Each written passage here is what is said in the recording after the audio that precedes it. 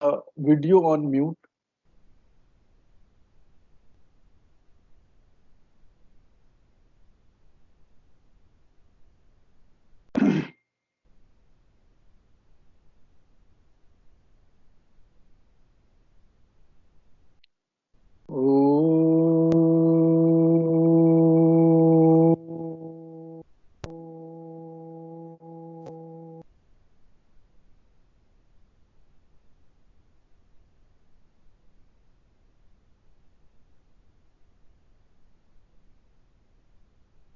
बरा हुआ तो क्या हुआ, जैसे पेड़ खजूर, पंछी को छाया नहीं, फल लागे अति दूर।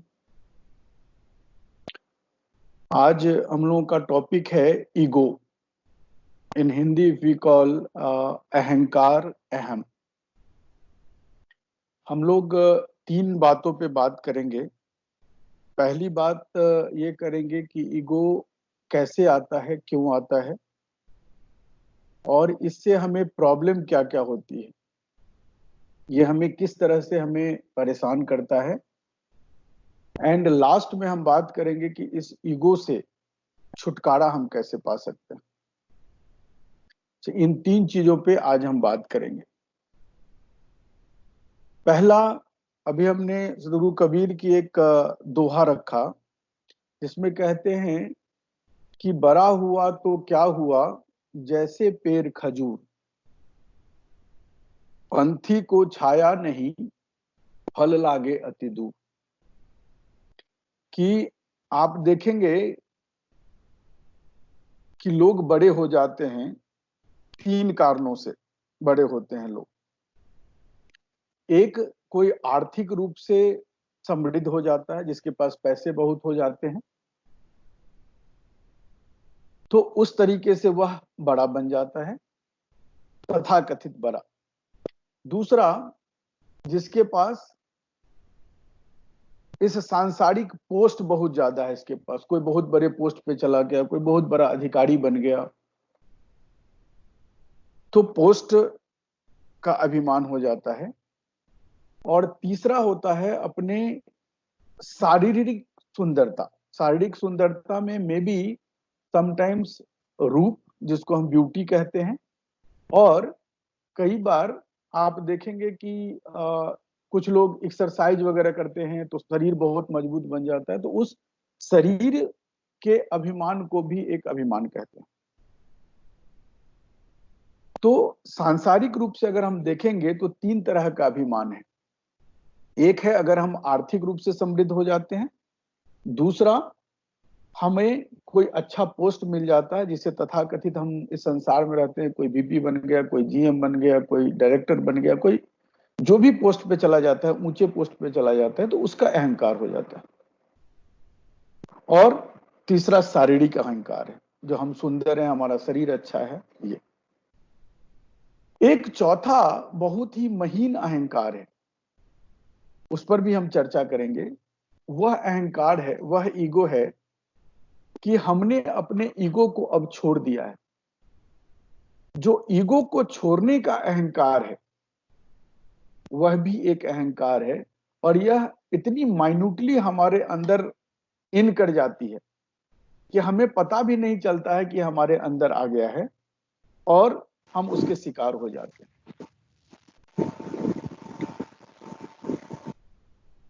ऐसी स्थिति में कबीर के दो तीन दोहे हैं। पहला उन्होंने कहा है कि कबीर गर्व न कीजिए, ऊंचा देख आवास, आज काल भुई लेटना, ऊपर जामे घास। कहते कि आपके पास बहुत बड़ा आवास हो गया, घर बंगला आपने खरीद लिया, गाड़ी आपने खरीद ली, बहुत अमीर हो गए आप, सारी सुख सुविधाएं आपके पास उपलब्ध हैं, तो कहते हैं इसको देखकर ईगो मत करिए, अहंकार मत करिए, गर्व मत करिए। क्यों? क्योंकि आज काल भूई लेटना, आज या कल जमीन के अंदर आप लेट जाओगे, जब हमारी मृत्यु हो जाती है तो हम जमीन के अंदर चले जाते हैं और उसके ऊपर घास जम जाता है, जामे ऊपर घास, उसके ऊपर घास जम जाता है। ये है जिनके पास अहंकार हो गया है धन और संपत्ति का। फिर कहते हैं कि गरीब गर्व न कीजिए, देही देख सुरंग, आज काल तज जाओगे जू कांचुई भुयंग। कहते हैं कि अगर अपने देह, सुंदर रंग और सुंदर शरीर को देखकर आपको अगर अभिमान हो रहा है, कबीर गर्व न कीजिए देही देख सुरंग, अगर अच्छा सा शरीर को देखकर अगर आपको गर्व हो गया है तो इससे भी अभिमान मत करिए। क्यों? तो आज काल तज जाओगे जू काचुनी भुयंग। जिस तरह से सांप, स्नेक, केचुआ को देखकर निकल जाती है, वहां पर नहीं टिकती, इसी तरह से ये हमारा शरीर भी एक दिन, ये आत्मा हमारे इस शरीर को छोड़कर चली जाएगी। तो इसको देखकर भी अभिमान मत करिए।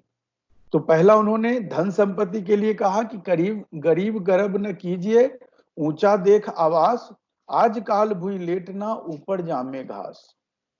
दूसरा कहते हैं कि कबीर गर्व न कीजिए देही देख सुरंग, आज काल तज जाओगे जू काचुरी भुयंग। और तीसरा जो अभिमान होता है हमें पोस्ट का, जिसकी वजह से हम अपने सामने वाले को नीचे समझने लगते हैं। हम समझते हैं कि अब हमसे बड़ा कोई पोस्ट हो ही नहीं सकता। उसके लिए बताते हैं कि कबीर गर्व न कीजिए, रंक न हंसिए कोई, अजहु नाव समुद्र में किया जानव किया हो। कहते हैं कि आपका पोस्ट ऊंचा हो जाता है, आप बड़े ऊंचे ओहदे पे चले जाते हो, इसके बाद आपको अहंकार हो जाता है कि भाई हम बहुत बड़े ऊंचे पोस्ट पर हम पहुंच गए। लेकिन कहते हैं कि ऊंचे पहुंच पे जाने के बाद जो नीचे आपके साथ के लोग हैं उसको देखकर आप हंसते हो कि यार इतना पुराना हो गया, अभी तक इसकी प्रमोशन नहीं हुई है, ये बड़ा आदमी नहीं बन पाया, इसकी सैलरी कम है। हम उस पर कमेंट करते हैं और हंसते हैं। तो कहते हैं कि कबीर गर्व न कीजिए, रंक न हंसिए कोई। किसी भी आपसे अपने नीचे वाले पर आप हंसिए मत, मजाक मत उड़ाइए। क्यों? अजहु सुनाओ समुद्र में किया जादव किया हो, कि अभी भी आपका नाव समुद्र में ही है, कौन जाने कि कब क्या होने वाला है। तो जब आपको यह भी पता नहीं है कि क्या होने वाला है तो दूसरे पे आप क्यों हंस रहे हो?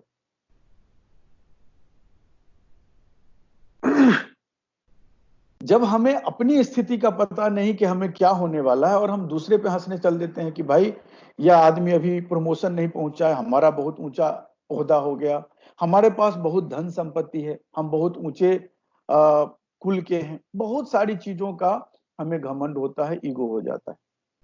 और यही ईगो हमें ऊपर नहीं, मानसिक रूप से या आध्यात्मिक रूप से हमें ऊपर नहीं चलने देता है। एक बार आप लोगों ने सुना होगा, राजर्षि विश्वामित्र की कहानी है, जिसमें विश्वामित्र ने अपने तप के बल पर बहुत सारा ज्ञान, ध्यान और साधना के द्वारा बहुत सारी शक्तियों को इकट्ठा कर लिया था। उस शक्तियों के माध्यम से उनको, जो ऋषि संप्रदाय है उसमें कहते हैं कि कोई राजा अगर ऋषि बन जाता है तो उसको राजर्षि की उपाधि देते हैं, कहते हैं कि ये राजर्षि। दूसरा, जिसने ब्रह्म की उपासना कर लिया, जिसने ब्रह्म की जानकारी कर लिया, ब्रह्म को खोज लिया, उसे ब्रह्मर्षि कहते हैं। तो विश्वामित्र जी ने अपनी साधना के बल पर सब कुछ प्राप्त कर लिया था और उनके गुरु थे गुरु वशिष्ठ। तो गुरु वशिष्ठ जी जिस दिन उनको बोल देते कि भाई आप ब्रह्मर्षि हैं, तो वो उनको ब्रह्मर्षि की उपाधि मिल जाती। लेकिन जब भी वो गुरु वशिष्ठ से मिलने जाते थे और पैर छूकर प्रणाम करते थे, तो गुरु वशिष्ठ उनको बोलते थे, उठिए राजर्षि उठिए। और इस बात को उनका बड़ा तकलीफ था, बहुत ही तकलीफ थी इस बात की कि मैंने सब कुछ प्राप्त कर लिया, फिर हमको ब्रह्मर्षि क्यों नहीं कह रहे। और इस क्रोध में, इस ईगो में दोनों में मतांतर होता गया, बढ़ता गया, और बढ़ते बढ़ते ऐसी स्थिति आई कि गुरु वशिष्ठ के कई सारे पुत्रों की हत्या उन्होंने कर दी अपने तीर और धनुष से, कि कम से कम अब तो हमको यह ब्रह्मर्षि कहेंगे। इसके बावजूद भी, पुत्र की हत्या करने के बावजूद भी, जब भी वो आते थे मिलने के लिए तो उनको राजर्षि कहकर ही उठाते थे कि आइए उठिए राजर्षि। बहुत क्रोधित होकर अंत में उन्होंने निश्चय किया कि एक दिन गुरु वशिष्ठ को ही समाप्त कर दिया जाए, न ये रहेंगे, मैं अपने आप ब्रह्मर्षि बन जाऊंगा। तो उन्होंने निश्चय करके, जो ब्रह्मर्षि की कुटिया थी, उस कुटिया के सामने में एक पेड़ था, उस पेड़ पर जाके छिप गए तीर और धनुष देकर। और इनको पता था कि गुरु ब्रह्मर्षि सुबह सुबह ब्रह्म मुहूर्त में 4 बजे करीब उठते हैं और ध्यान साधना करने के लिए बाहर निकलते हैं। तो उन्होंने सोचा कि जैसे ही सुबह में उठेंगे उसी समय में इनकी हत्या कर देंगे हम तीर और धनुष से, न ये रहेंगे, ना हमें जरूरत पड़ेगी कि कोई हमें ब्रह्मर्षि कहे, मैं खुद ब्रह्मर्षि बन जाऊंगा। उस पेड़ पर बैठे रहे।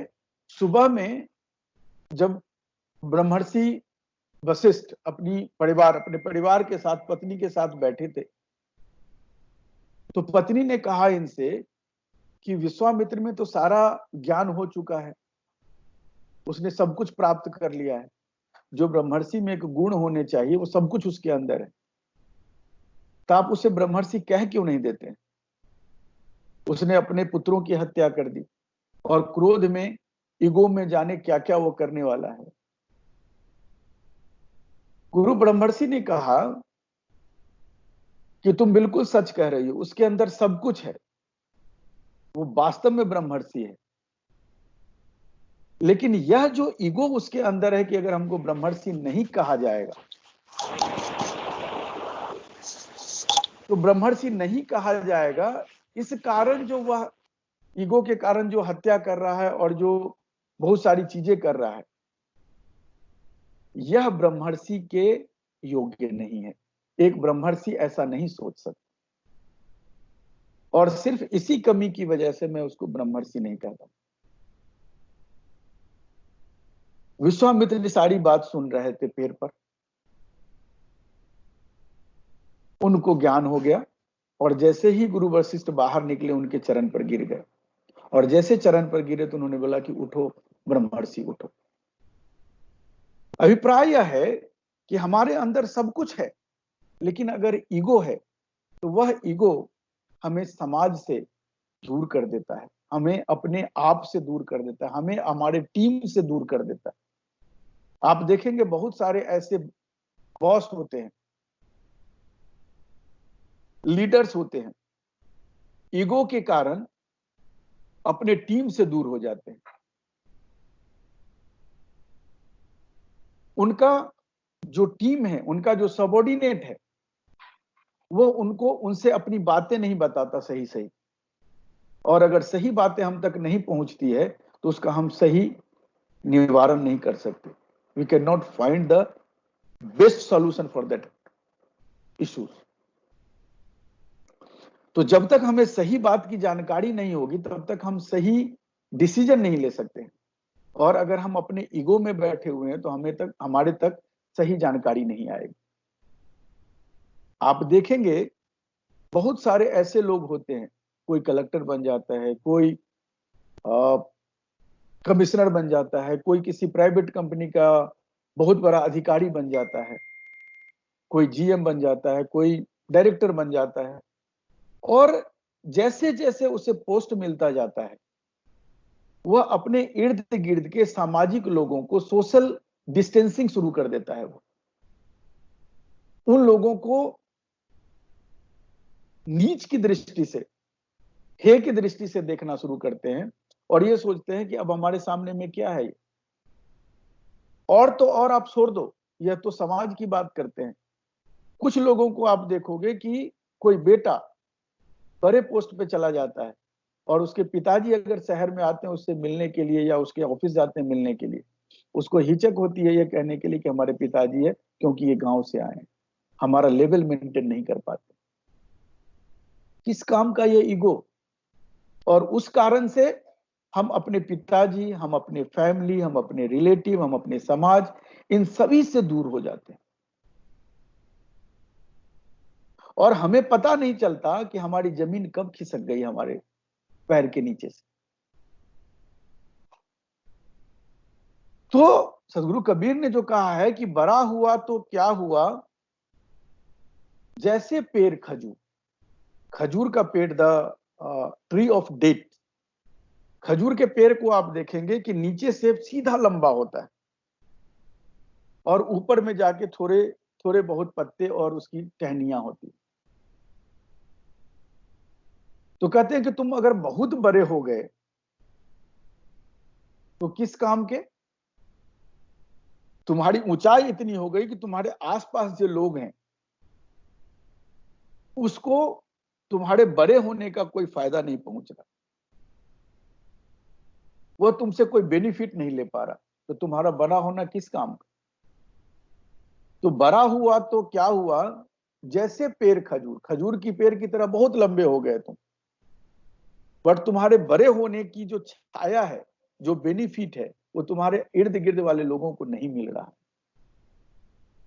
तो पंथी को छाया नहीं, कि कोई व्यक्ति अगर उस पेड़ के नीचे बैठना चाहे गर्मी के दिनों में कि हमें कुछ छाया मिल जाए, तो उसको नहीं मिल पाता और फल लागे अति दूर, और तुम्हारा फल भी इतना दूर है कि कोई तोड़ नहीं सकता, वहां से कोई खा नहीं सकता।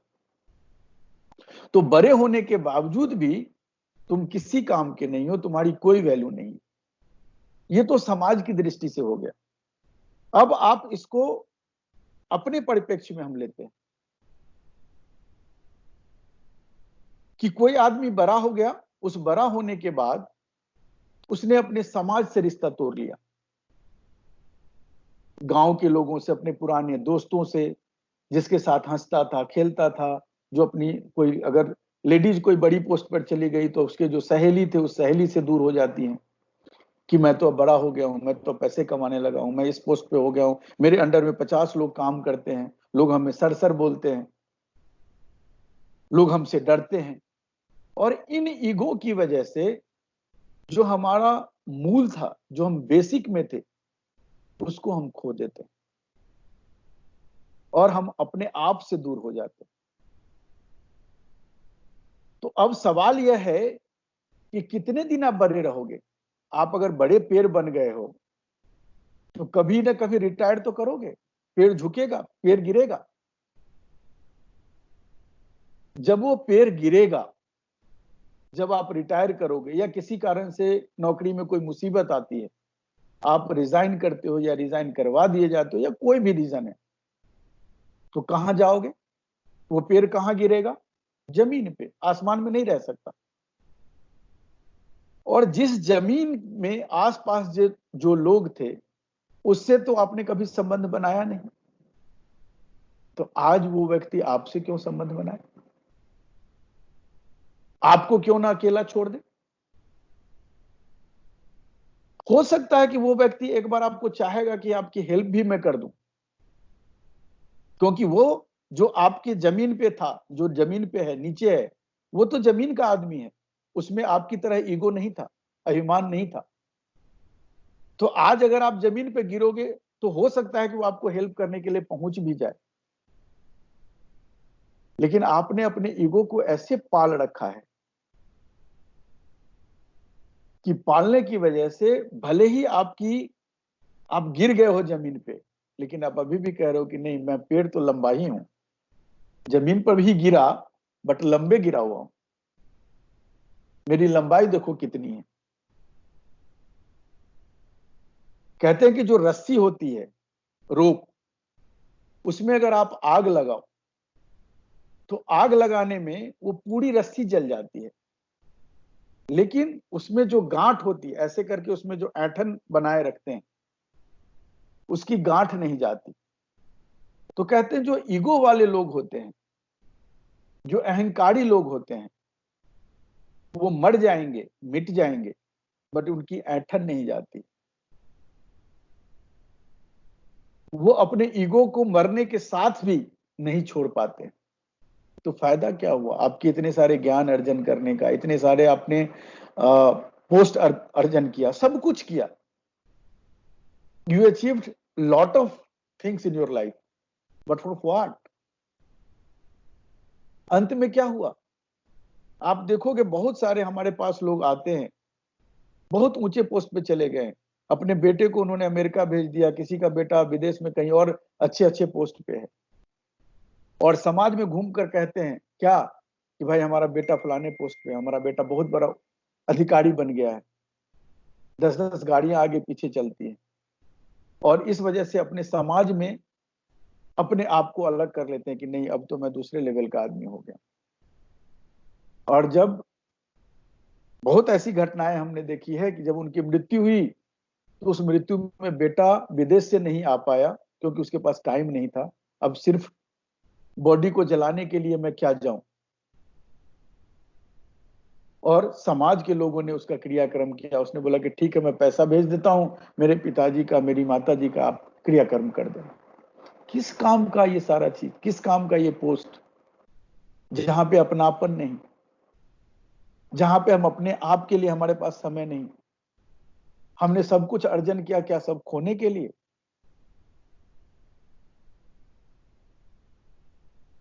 तो ईगो हमारे लिए किसी भी तरीके से,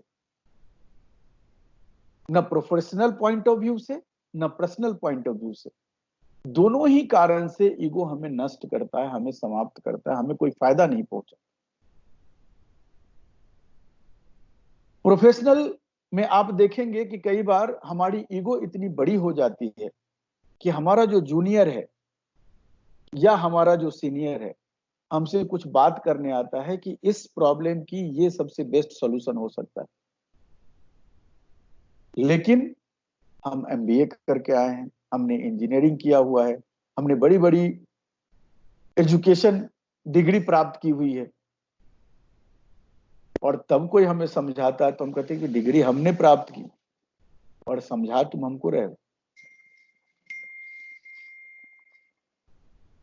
और इस ईगो के कारण हम उसका सुझाव इंप्लीमेंट नहीं करते हैं, भले ही हमारी कंपनी जो हमें रोजी रोटी देती है, which is bread and butter for our life, उसके हित में भी हम डिसीजन नहीं लेते हैं।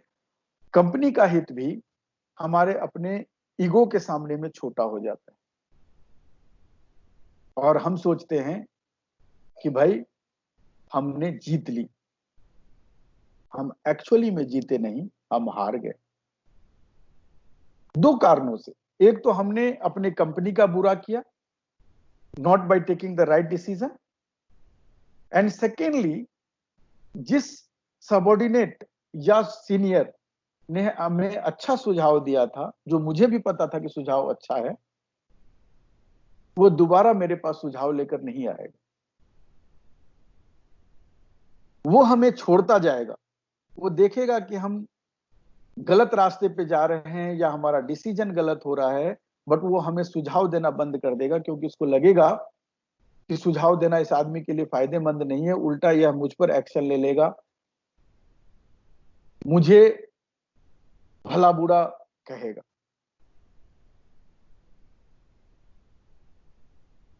तो अब सवाल उठता है कि यह तो हो गया कि रीजन,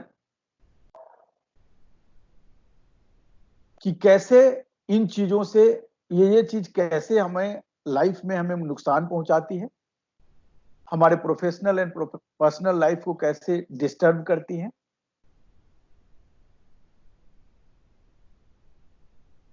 तीसरा है कि इन चीजों से छुटकारा हम कैसे पाएं। पहला तो था कि भाई ये होता क्या है, किन कारणों से होता है, तो अभिमान, ईगो हमें 3 कारणों से होता है। एक, या तो हमारा शरीर बहुत सुंदर है, हमारा चेहरा बहुत सुंदर है, हमारा शरीर बहुत ही सुडौल है, हमने जिम जाकर, हमने एक्सरसाइज करके हमने शरीर को बहुत अच्छा बनाया। दूसरा, हमारे पास फाइनेंशियल स्टेटस बहुत अच्छा है, मैं बहुत पैसे वाला बन गया हूं, मेरे पास बहुत बड़ा बंगला है, गाड़ियां हैं। और तीसरा कारण है कि मैं तथाकथित सो कॉल्ड सामाजिक सबसे अच्छे पोस्ट पे चला गया हूं, बड़े पोस्ट पे चला गया हूं। कोई मैनेजर बन गया, कोई डिप्टी मैनेजर बन गया, कोई जीएम बन गया, कोई वीपी बन गया, कोई डायरेक्टर बन गया, और ना जाने क्या क्या बन गया। तो इन 3 कारणों से हमें अभिमान होता है। फिर इन अभिमान से, इन ईगो से हमारा क्या लॉस होता हुआ, वो हमने डिस्कस किया। अब लास्ट है कि इन चीजों से हम बचे कैसे, कैसे हम निकाल सकते हैं। उस पर एक छोटी सी कथा है कि एक व्यक्ति जिसको अपने पत्नी, अपना बच्चा, समाज, दोस्त, किसी से उसकी नहीं बनती थी, और सबसे लीगल इशू चल रहे थे, केस, फौजदारी, कोर्ट में केस चल रहा था बहुत सारे लोगों के साथ, और अपनी पत्नी और अपने बच्चों से भी उसका नहीं बनता था। एक फकीर के पास गया, कहा कि बाबा आप हमें कोई उपाय बताओ, मैं बहुत परेशान हो गया हूं अपनी जिंदगी से। बोला क्या हुआ?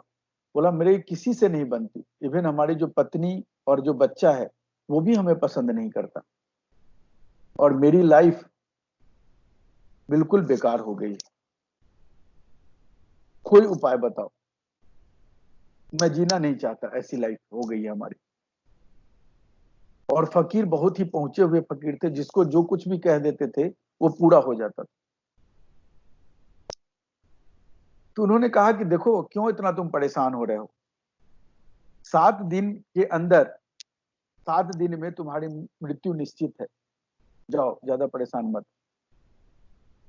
अब वो भागा भागा आया, यानी 7 ही दिन की लाइफ बची है। आकर पत्नी से कहा, बच्चों से कहा कि फलाने फकीर के पास मैं गया था और उन्होंने बोला है कि 7 दिन में ही तुम्हारी मृत्यु निश्चित है। अब सारे बच्चे रोने लगे, पत्नी रोने लगी, और इसने भी क्या किया कि समाज में जितने सारे लोग थे, जिस जिससे इसकी लड़ाई चल रही थी, सबसे जाके मिला, सबसे हाथ जोड़कर माफी मांगा कि भाई हमसे जो भी गलती हुई है मुझे माफ कर देना। और सब बड़े आश्चर्यचकित से कि क्या हो गया, इतना ईगो वाला आदमी था, आज तक इससे किसी की नहीं बनी, सबसे लड़ाई झगड़ा करके चलता था, रहता था, अपने आप में जिंदगी जीता था, अभिमान हो गया था अपने पैसे का, अपने पोस्ट का, अपने परिवार में सभी लोग सुखी हैं, सुंदर है, उसका अभिमान हो गया था। आज इसको क्या हो गया?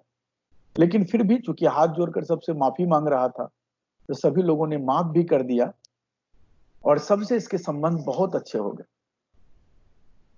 पत्नी, बच्चे, सबके साथ भी बहुत अच्छी तरह से रहने लगे। जब 7वां दिन आया तो अपने आंगन में एक बिस्तर पर फैलाकर लेटा हुआ था, और सारे के सारे पत्नी, बच्चे और जो जितने भी सगे संबंधी थे, सब उसको, उसके चारों तरफ बैठकर रो रहे थे। तब तक में वो फकीर भी वहां पहुंच गया। उसने पूछा कि क्या हुआ? बोला कि बाबा आज 7वां दिन है, आज इनकी मृत्यु है। तो बोला कि किसने बोला? बोला आप ही ने बोला था, और आपकी बात तो कभी झूठी होती नहीं है, गलत होता नहीं है। तो आज ये 7वां दिन है, इसलिए हम लोग, आज तो इनकी विदाई है, आज इनकी मृत्यु है। तो फकीर उसके पास पहुंचे, फकीर ने उनसे पूछा कि ये बताओ कि तुम्हारे जो संबंध थे लोगों के साथ वो कैसा रहा, अब कैसा है? बोला कि अब तो बहुत अच्छा हो गया, सब लोग हमारे बारे में चर्चा करते हैं और सब कहते हैं कि ये कितना अच्छा आदमी है, अब मैं जिंदा रहना चाहता हूँ, जीना चाहता हूँ, लेकिन आपने तो कह दिया कि 7 दिन में मृत्यु है, 7 दिन के अंदर ही मृत्यु निश्चित है। तो आज 7वां दिन है, मैं तो बहुत दुखी हूँ। बोला संबंध सबके साथ तुम्हारे अच्छे हो गए? बोला कि हाँ बहुत अच्छे। बोला चलो उठो तुम पहले, हमने तुमको क्या बोला था कि 7 दिन में तुम्हारी मृत्यु निश्चित है। ये जो 7 डेज होते हैं, Monday, Tuesday, Wednesday, Thursday, Friday and Saturday, Sunday, ये 7 ही दिन तो होते हैं वीक में। तो इसी 7 दिन में किसी एक दिन तुम्हारी मृत्यु निश्चित है। वो कोई जरूरी नहीं है किसी 7 दिन के अंदर, वो कभी भी हो सकता। तो तुमने ठीक से समझा नहीं, लेकिन इतना अगर तुमने समझ लिया और सबके साथ संबंध अच्छे हो गए, तो यही मुझे चाहिए। तो अभिप्राय यह है कि हर एक क्षण अपनी मौत को हम याद करें कि ना जाने कि तुम्हारी है क्या घर क्या परदेश। कबीर साहब की एक दोहा है कि काल गहे है केस, यह जो हमारा यमराज है, काल है, इसने हमारे केस को पकड़ रखा है, बाल को पकड़ रखा है, और ना जाने कि तुम्हारी है, हमें नहीं मालूम कि कब मेरी मृत्यु निश्चित है, क्या घर क्या परदेश। हो सकता है घर के अंदर मृत्यु हो जाए, हो सकता है कहीं बाहर घूम रहे हो, ऑफिस में हो, कहीं बाहर रास्ते में हो, कभी भी मृत्यु हो सकती है। तो जो व्यक्ति अपने जीवन में अपनी मौत को हर एक घड़ी याद रखता है, उसके जीवन में ईगो आना बहुत ही असंभव है, ईगो नहीं आएगा। तो आप हमेशा, इसका यह अर्थ नहीं है, कई सारे लोग ये कहते हैं कि भाई ये तो निगेटिव थॉट्स हो गए कि हम every time we think of our death. ये निगेटिव थॉट्स नहीं है, ये सच है जीवन का कि हमें नहीं पता कि किसकी जिंदगी कितने दिन के लिए। इस सच्चाई को अगर हम अपने दिमाग में रखते हैं, इसमें कोई बुराई नहीं, और इस सच्चाई को रखते हुए हम अच्छे अच्छे काम करें, जो कर्म हमें करना है वो करते रहें, तो हमारे अंदर ईगो नहीं आएगा।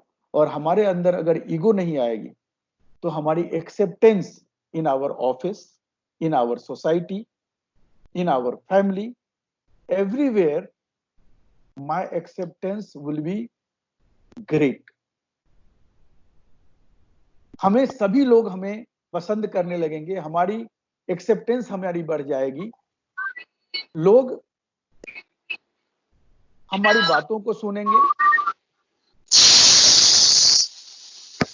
लोग हमारी बातों को सुनेंगे, और जो हमारा उद्देश्य है जीवन का, उसको हम प्राप्त कर पाएंगे। तो इन छोटी ईगो को लेकर क्या करना, कहां लेके जाना, सबके साथ मिल के देखो।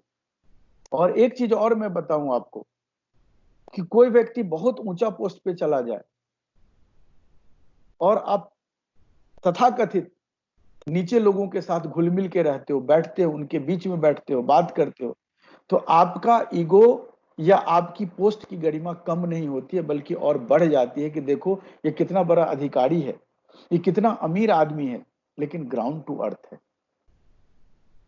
तो आपकी रेस्पेक्ट लोगों के हृदय में बढ़ जाता है, ना कि उससे घटता है। इसलिए अपने ईगो को सिर्फ एक चीज से हम दूर कर सकते हैं कि every time we have to remember our death, that any time it may come. The moment we realize that death is moving around and any time it can happen, हमारे अंदर से ईगो ऑटोमेटिकली चली जाए। तो थोड़ा सा हम लोग मेडिटेशन भी किया करेंगे, और मेडिटेशन के माध्यम से हमें ज्ञान की प्राप्ति होती है कि हमें यह ईगो क्या है, यह माया क्या है, यह क्रोध क्या है, यह लस्ट क्या है। ऑल दिस खट विकार कहते हैं, काम, क्रोध, लोभ, मोह, मद और मत्सर, ये 6 टाइप्स ऑफ इम्प्योरिटीज कहे गए हैं जो हमारे अंदर होते हैं। और इसको दूर करने के लिए हमें एक ज्ञान की ही जरूरत होती है। और ज्ञान हमें मेडिटेशन के माध्यम से, सत्संग या कुछ लोगों के साथ अगर हम जुड़ते हैं, बात करते हैं, तो उसके माध्यम से हम इन चीजों को प्राप्त कर पाते हैं। मेडिटेशन पे we will be talking in the last session where we will be talking on work life balance, कि हम काम करते हुए अपने पर्सनल लाइफ को कैसे अच्छी तरह जोड़ सकते हैं, कैसे अच्छी तरह अपने पर्सनल लाइफ को हम डेवलप कर सकते हैं। वो मेडिटेशन हम कैसे करेंगे, that we will be talking in our last session. Today is our third session. Next Sunday again we will be connecting at 7 a.m. और अभी फॉर द बेनिफिट, क्योंकि बहुत सारे लोग मॉर्निंग होने की वजह से 7 o'clock इन द मॉर्निंग बहुत सारे लोग नहीं जुड़ पाते हैं, संडे की वजह से कहते हैं कि भाई मुझे नींद नहीं खुलती या मैं सोया रह जाता हूँ। तो हमने YouTube पे भी इन चीजों को लोड कर दिया है, धीरे धीरे जो भी है उन पे लोड करता हूँ। The person who can who want to see all those things later on, they can enjoy there. And that's all for today. और किसी को any queries there, कहीं कुछ लगता है कि you want to discuss or you have any query or anything, so now session is free for all of you. I am now keeping myself quiet.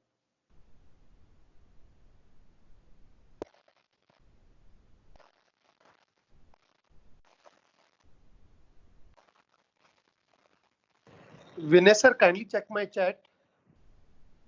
Just a minute.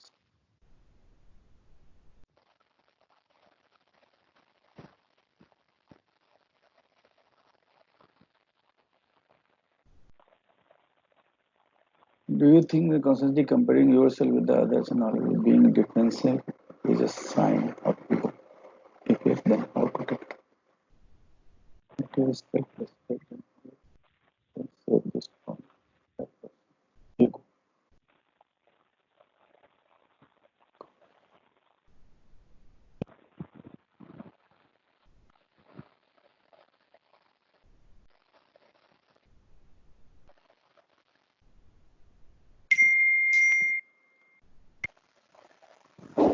दो question आपने पूछा है। One is that comparing with each other और others, एक दूसरे के साथ अगर हम कंपेयर करते हैं तो ये भी साइन ऑफ ईगो है कि नहीं।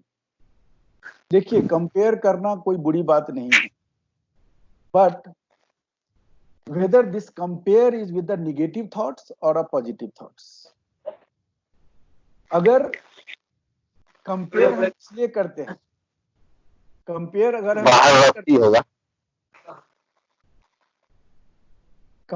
हम इसलिए करते हैं कि हम ऊंचा हो जाए या लोग हमको ऊंचा समझे, बड़ा समझे, then this is a sign of ego. But अगर हम कंपेयर इसलिए करते हैं कि ये देखो सामने वाले व्यक्ति के पास इसका इतना ज्ञान है, ये इतने अच्छा है, इनका स्वभाव बड़ा सरल है, he is so simple, he is so great, why can't I be also like him? अगर हम इसलिए कंपेयर करते हैं with the positive thoughts, then this is not an ego. Now your second question is कि लोगों, just a minute, एक बार मैं और देखूं। सेल्फ रेस्पेक्ट की हमने बात की है। सेल्फ रेस्पेक्ट की जब हम बात करते हैं तो सेल्फ रेस्पेक्ट किसको कहते हैं? पिछले सेशन में हमने बात की थी क्रोध पे। तो कई बार आप देखोगे कि हमारे अंदर जो ईगो है, अहंकार है कि मैं बड़ा हूं, उसी को हम सेल्फ रेस्पेक्ट मानते हैं। अरे आप अपने आप को यह क्यों नहीं मानते हो कि you have got this body as a medium. भगवान ने हमें ये शरीर दिया है to do some work, to finish some job at this on this earth. तो किस बात का ईगो, किस बात की सेल्फ रिस्पेक्ट की हम बात करते हैं? तो आप देखेंगे कि बहुत बड़े पोस्ट पर आप चले जाओ और ग्राउंड टू अर्थ अगर हो तो आपको रेस्पेक्ट वाली प्रॉब्लम छुएगी ही नहीं। कोई आपको गाली देता है, वहां से आप उसको अपने अंदर ना लो, ये हमारे बस में है। महात्मा गांधी की एक छोटी सी घटना है। महात्मा गांधी एक बार जा रहे थे ट्रेन से किसी सेशन को अटेंड करने के लिए। ट्रेन में एक व्यक्ति आया उनके पास और 4-5 पन्नों का एक पेज दिया जिसमें सिर्फ गालियां लिखी हुई थी महात्मा गांधी की, और पिन, उसमें पिन लगा हुआ, पिन लगाकर 5 पेज उनको दिया गया। महात्मा गांधी ने पूरा पढ़ा, उनके बारे में सिर्फ गालियां लिखी हुई थी। महात्मा गांधी ने उसमें से पिन निकाला और पिन निकालकर उस व्यक्ति को पेज वापस कर दिया और मुस्कुरा कर वापस कर दिया। तो उस व्यक्ति ने पूछा कि आपको क्रोध नहीं आया? आपकी जो गरिमा है, आपका जो रिस्पेक्ट है, उसके हिसाब से इसमें तो सिर्फ गालियां लिखी हुई है और आपको क्रोध नहीं आया, आपने फिर वापस कर दिया। बोला कि हाँ, मैंने पूरा पढ़ लिया, इसमें जो मेरे काम की चीज थी वो हमने रख ली, पिन जिसको हम कहीं यूज करेंगे, बाकी आपको वापस कर दिया, लौटा दिया। तो अभिप्राय यह है कि हमें सेल्फ रिस्पेक्ट को ईगो के साथ कनेक्ट नहीं करना है। सेल्फ रिस्पेक्ट का अर्थ यह है कि आपको पता है कि कबीर साहब का ही एक दोहा है कि हीरा वहां न खोलिए जहां कचरे की हाट, कि जहां पे आपकी बातों का वैल्यू नहीं है वहां पे अपनी चीजों को आप एक्सपोज मत करिए, आप बच के रहिए, वहां से आप साइड हो जाइए, लेकिन उसमें बहस करना या आगे चलने की जरूरत नहीं होती।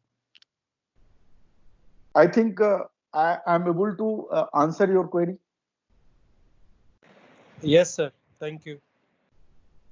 और भी कोई एनीथिंग, एनीबॉडी एल्स?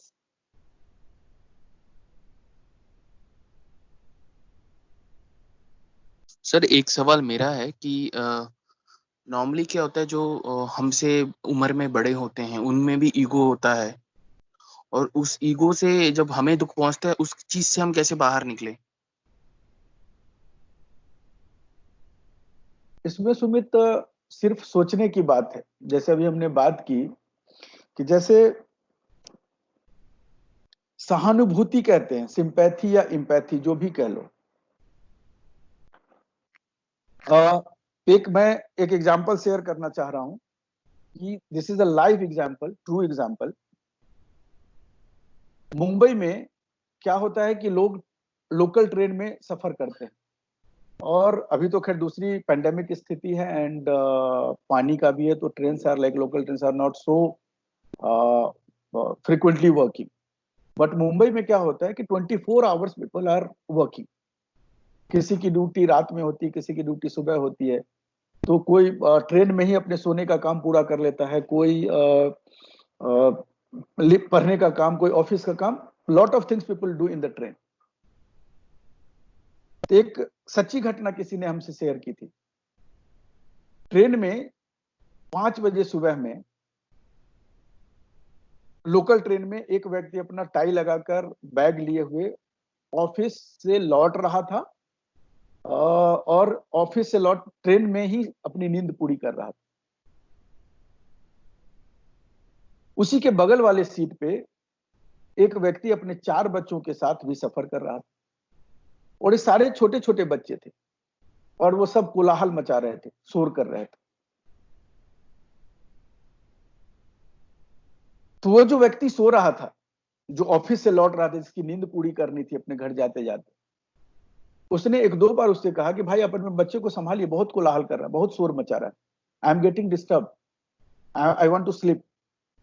1-2 बार उस बच्चे को उसने रोका, बट बच्चे तो बच्चे थे, फिर से वो कोलाहल करने लगे। 2-3 बार देखने के बाद वो आदमी गुस्से में आया और कहा कि आपको समझ में नहीं आ रही है, मैं बार बार आपको कह रहा हूं कि मुझे नींद पूरी करनी है, बच्चे को आप संभालिए, शोर कर रहा है, समझा क्यों नहीं रहे इसको? तो वह व्यक्ति धीरे से बोलता है कि साहब क्या समझाऊं, बहुत देर से कोशिश कर रहा हूं समझाने की। एक्चुअली इसकी माँ को अभी मैं जला के आ रहा हूं, इसकी माँ की डेथ हो गई है और ये सारे छोटे छोटे बच्चे हैं, इनको नहीं पता कि इनकी माँ की डेथ हो गई। अब मैं क्या इसको समझाऊं, कितना समझाऊं? You can think the position of that particular person जो सो रहा था, उसकी भावना ही बदल गई। उससे गिल्टी फील होने लगा कि why I was just asking this person, और वो झेप गया, चुपचाप बैठ गया वहां पे। मेरे कहने का अभिप्राय यह है कि कोई तुमसे, तुम्हारा सीनियर फैमिली में हो या ऑफिस में हो, अगर कुछ इधर उधर की बात कर लेते हैं या कई बार सबॉर्डिनेट भी करते हैं, it is not like that कि ओनली सीनियर्स या बड़े, कई बार हमारे छोटे भी हमसे बेतुकी बात कर जाते हैं जो हमें बर्दाश्त नहीं होता, कई बार हमारे ईगो को हर्ट करता है। हमें सिर्फ ये सोचना है, सिंपैथाइज करना है कि हो ना हो इनकी प्रॉब्लम ऐसी हो कि ये गुस्से में है, कुछ प्रॉब्लम में है, उसको निकालने के लिए हमसे इन्होंने ऐसा बोल दिया। हमसे इनको कोई शिकायत नहीं, तो रादर कि हम उनसे दुखी हो जाएं, हमें वी शुड थिंक पॉजिटिव कि let's try to talk this person कि what exactly is the reason why he is talking like this, why he is behaving like this. कोई कुछ प्रॉब्लम नहीं तो नहीं है। कई बार यू पीपल विल सी कि हमारे जो अपने लोग होते हैं, कई बार हमसे गुस्सा में कोई बात करते हैं तो हम क्या करते हैं, क्या उनसे दूर हो जाते हैं? हम और पास चले जाते हैं उसके, बोले क्या हुआ, क्यों आज ऐसे बात करें। कई बार वाइफ हमसे मान लो कि झल्ला के बात करती है तो हम क्या छोड़ के चले जाते हैं? हम पास जाते हैं, बोलते हैं क्या हुआ आज, क्यों ऐसा नाराज है, नाराजगी है। तो why can't we treat the same thing with our office people, with our family members, with our relatives? लेकिन ईगो की वजह से हम अपने रिलेटिव को छोड़ देते हैं, हम अपने सबको छोड़ देते हैं। तो हमारा कहना सिर्फ ये है कि अगर किसी की बात से हमारा ईगो हर्ट होता है तो उसके अंदर जाने की कोशिश करो कि यह आदमी तो अच्छा है, हुआ क्या है इस आदमी को? यह आदमी 5 मिनट पहले इतना अच्छा बात कर रहा था, 10 मिनट पहले इतनी अच्छी बातें कर रहा था, व्हाट हैपेंड राइट नाउ, या today what happened? So go inside into that person, automatically you will find that he is a best friend of yours. I think your query is solved, or again you have something? No, sir. Thank you. और भी कोई, anybody else?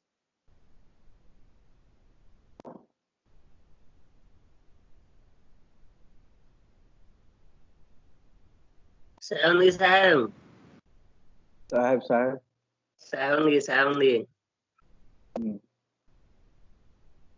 कोई query, कोई कुछ? ठीक है, so then Vinayji, 1 minute. Yeah. I didn't have a query on ego, but I just wanted to understand what is the schedule of the remaining sessions, because you said you will focus on meditation also. So, yeah, actually this was for 7 consecutive Sundays. So today is the 3rd Sunday. So on the last Sunday, we will be having on meditation, work-life balance, how to meditate. So I think already I have shared on the WhatsApp. We'll send again the schedule.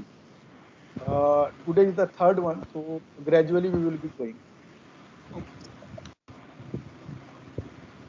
Can we do one thing that, like in every session, we can do one meditation session for 10 to 15 minutes? We can absolutely do that, but I think what happens that a lot of people are there and time are very less. So I don't know how many of you will be enjoying this. If I think most of the people will enjoy, then we can certainly have that meditation session as well. Yeah. So probably Vinayji, in the last 5 minutes or last 10 minutes, if you can introduce meditation at the end of, I think that idea is very good. So slowly then it will help us also. We'll be better charged up for the Sunday and for the coming week. Okay, so every Sunday you want that some glimpse of on meditation. Maybe the last 5 or 10 minutes, you will know best. You can slowly introduce us so that during the 7th Sunday, then we are better prepared and then we can use it every day when we wake up in the morning. Okay, no problem. We'll do that. So from next Sunday, today already it is 7:51. So I do not want to extend this session because a lot of people have their another schedule of day. So from next Sunday we will continue. We'll have some guideline on the meditation and all those things. Thank you. Okay, so let's call it a day, and thanks all the participant being part of this session, and we'll join on next Sunday at 7 a.m.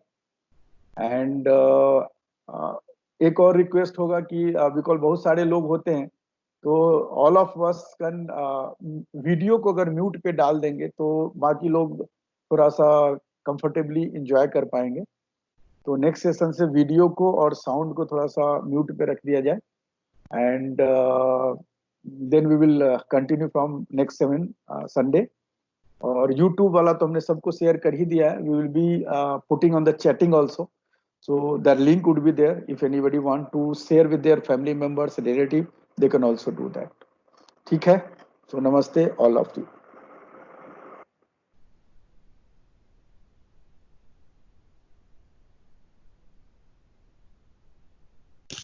Thank you.